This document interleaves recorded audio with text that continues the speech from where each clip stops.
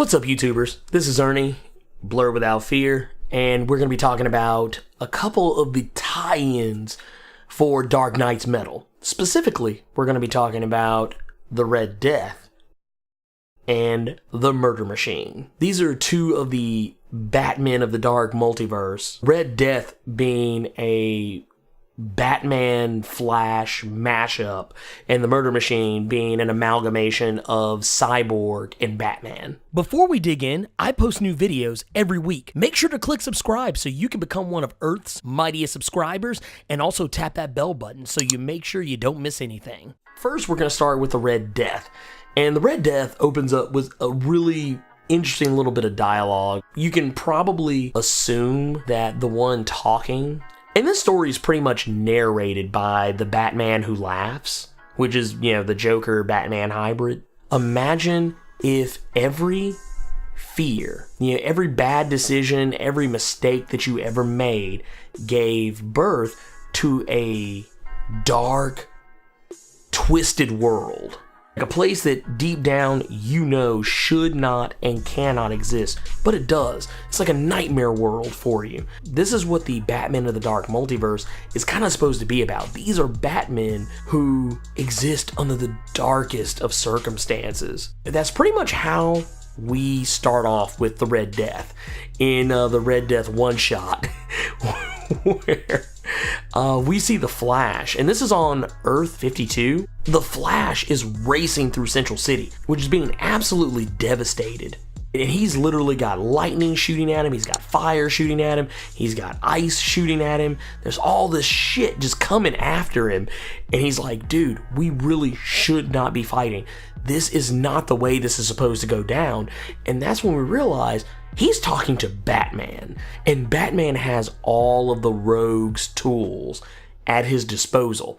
He has the cold gun, he has Weather Wizard's wand, he has Mirror Master's gun, he has Heat Wave's flame gun, and it's crazy. He's even got on Captain Cold's glasses, his visors, and he is going in on the Flash. Essentially, what is going on here is that Batman has asked the Flash to give him the Speed Force, and Batman's like, okay, fine, if you don't want to give it to me, I'll just take it. And I mean, Batman's out here just straight up deboing Flash for superpowers. And Flash is trying to explain to him, he's like, hey, look, I've made mistakes. I've done crazy stuff with these powers I should not have attempted. Likely referring to Flashpoint. No matter how hard I try, I can't be everywhere at once. And Batman's like, screw you, I can. And you're gonna give me those powers. And Flash is trying to tell him, he's like, look, dude, the Rogues can't beat me with their own tools. You're not going to be able to do it. And Batman's like, you know what? I like my toys better. And he whips out a freaking beast of a Batmobile, which is essentially, it looks a lot like the Batmobile from The Dark Knight Returns. And Batman is going ham on the Flash. This tank Batmobile with these crazy, bladed bat arms. And Flash kind of already has a rough idea what Batman's gonna try and do with the Speed Force powers, which is why he's trying to keep it out of his hands. But Batman's like, you don't understand. I've lost things. Things have been taken from me. Family has been taken from me. He talks about Jason, Tim, Dick, Damian, every last single one of them, and his former Robins, all have been taken from him. And this is a desperate Batman who wants to have the power to do everything to stop the darkness overtaking the world, to the point that he's becoming dark himself. He even talks about how he's getting older and that he can't keep up like he used to, which just sounds like a bad, dirty joke. But but I mean, he's talking about how he's getting older, he's getting slower. He is not the Batman he once was. Flash defeats Batman, or at least so he thinks. He's like, we can figure out how to save the world. We can figure out how to save everyone. Let's just do it together. And Batman's like, okay, fine. And then at the last second, he injects the Flash with some type of cryostasis formula and freezes his whole entire right leg. And he knocks the Flash out. When Barry wakes up, he is chained to the Batmobile. And Batman is driving this thing at top speed with the Flash like literally chained to it like some kind of hood ornament. And because of the energy being built up from the speed of the Batmobile, the speed of, Barry moving so fast, even though technically he's not actually using the Speed Force, it's kind of weird how this works. The Speed Force merges them, and before you know it, it cuts away and we see Gotham City being terrorized, and it looks like the same Gotham City from The Dark Knight Returns, where the mutants are overrunning the place and the Scarecrow pops up, and before you know it, Red Death shows up and he's like, my name is Bruce Wayne, I am vengeance, I am justice, I am the Red Death, and he rips Scarecrow in half, and it's just like, oh my god, what the fuck. And I love how, where the Flash has like a lightning trail behind him when he uses the Speed Force, that he has a dark bat trail that follows him. And I love how he even does the whole reverse Flash stick where he constantly vibrates his face to keep people from knowing who he really is. The whole time this sector of the book is being narrated, it's from Batman's perspective, but also with Barry trying to chime in the background. Like there's a part of Barry still in there that's awake. The Red Death realizes that all the worlds of the Dark Multiverse are fading and being destroyed. And this is where the Batman who laughs reaches out to the Red Death and he's like, hey, I'm going to give you an opportunity. You could save this world, but at the expense of another one. And of course the Red Death is like, I'm in. We go to Earth Zero, where the Red Death appears, and he goes after Iris West. He turns Wally West 2 into like an old man. And the Flash of Earth Zero goes after him as well, and the Red Death just wrecks him. And the Flash of Earth Zero appears, and before you know it, it looks like we're about to get a showdown between, the Flash of Earth Zero and the Red Death of Earth 52. And it is insane. It's very brief. And we get the picture that, this Barry is probably suffering the same effects that Wally West 2 is, suffering at this particular moment. And before you know it, before the Red Death can, throw down the killing blow, Dr. Fate intervenes and takes the Flash away.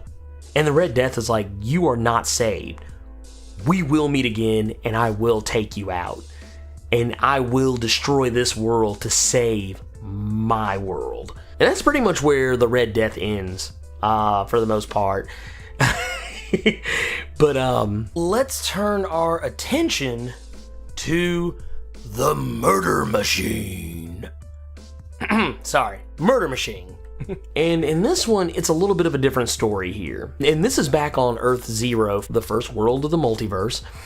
Once again, same world we were just on with the Red Death. And Cyborg and his father are having a bit of a chit-chat. His dad wants to get involved in the investigation, regarding the nth metal and all that good stuff, because, science guy. And, for all intents and purposes, as shitty as Cyborg's dad was in the New 52, at least in the very beginning, he really does try to make up for it in other ways, which is at least somewhat touching. But before they can really delve too terribly deep into it, the Murder Machine shows up and uses what I can only assume is his version of the white noise cannon on Cyborg. And it's even more eerie by the fact that this particular Batman smiles. I mean, when they go through this, you can see, and they go back to Earth 44 in the Dark Multiverse. We see the villains, which namely looks like Clayface, Killer Croc, Two-Face, Harley Quinn, going all in on Alfred, to the point we even see Bane break Alfred's back the way that, Bane broke Batman's back. And the Justice League is like intervening with Bruce saying, hey, you can't keep watching this surveillance video over and over again. You can't keep going back and watching this video of this happening to Alfred. Bruce, this isn't healthy. There's a funeral, the works, everything is just wrong. And you can tell Batman is broken by this. And everyone's, leaving to give Batman some space. And before Cyborg can walk away, Batman's like, hey, look, I created an artificial intelligence based on Alfred's brain scans. He's like, and I need your help to get it online. And he's pleading with Victor, like, he's like, hey, I need your help. Please help me make this happen. And we flash back to, the Murder Machine going all in on Cyborg. I mean, this is actually, I thought that the Flash got a pretty bad beating. Cyborg was not far behind him, and it seems like they're only escalating the ass whippings when it comes to how these Batmen of the Dark Multiverse are taking out these other heroes. And we see a flash of, we can only assume, is the Alfred protocol, the Alfred AI that the cyborg of that Earth helped Batman create. And it looks like it's about to start attacking Cyborg. And they even do another flashback where a bunch of these holograms of Alfred appear before Bane and pretty much break him. And you can see in the scene, Bane is scared. He's terrified before it all goes down. And when Cyborg confronts Batman about what's going on with the Alfred Protocol, and Batman's like, the Alfred Protocol walked into Arkham and systematically killed every last single inmate. And kind of goes on to say how the Alfred Protocol is trying to protect Bruce from anything that would possibly hurt him. And Cyborg's like, this isn't what I signed on for. Basically, I was just trying to make you an AI butler to keep you, up on your feet. And he's like, dude, we can't let this keep going. And Batman's like, look, I'll stop him. I'll reprogram him. We'll do this all over again and fix it. And Cyborg's like, dude, there's no way we can fix this. We have to take him offline. We have to deactivate him and destroy him. And you see this moment where Cyborg's like, hey, look, you do you, but I'm gonna do it my way. And he leaves Batman to his own devices, but before he goes, he says, whatever you do not let the Alfred Protocol in. And as soon as he leaves, you just see the Alfred Protocol, these holograms like saying, hey, let me in, come on, let me in here. And you pretty much can kind of imagine how the rest of the story goes from there. But, I mean, they have a pretty steady fight. And Batman's like, Alfred made me better. He took away my ability to feel fear, how to feel regret, how to really feel anything. And he says, hey, it rebuilt me and made me the thing that I am now.